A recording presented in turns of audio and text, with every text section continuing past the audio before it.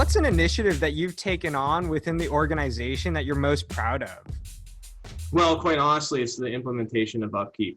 Uh, it's been a game changer for us for sure. I appreciate that, Peter. It's been excellent in that it's allowed us to evolve and grow down that path with it.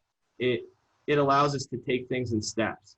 So rather than jumping full into a CMMS system, we're able to pick and choose which parts we use and get really good and become super acclimated at using the individual features and tasks before we start adding onto that list. The first requirement that we had was some way to organize and facilitate communications between our production teams and our maintenance team. Mm-hmm.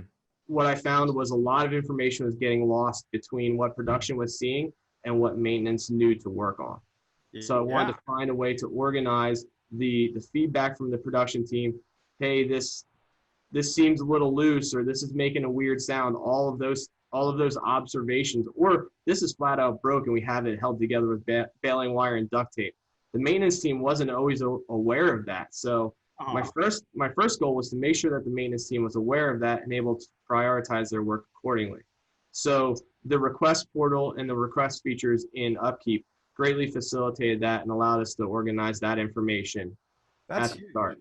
So that was priority number one. Priority number two was to organize and prioritize the work of our maintenance techs, and then record what was being done as well.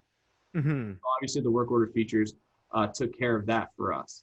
From there, we got into parts organization and optimization, and now we're looking into time management and using the timers. We're experimenting with using the built-in meters to get away from time-based maintenance and look more at condition-based maintenance and cycle-based maintenance. Absolutely. And what I'm hearing, and what I absolutely love too, is that this was a progression. It sounds like an evolution over time, your maintenance program.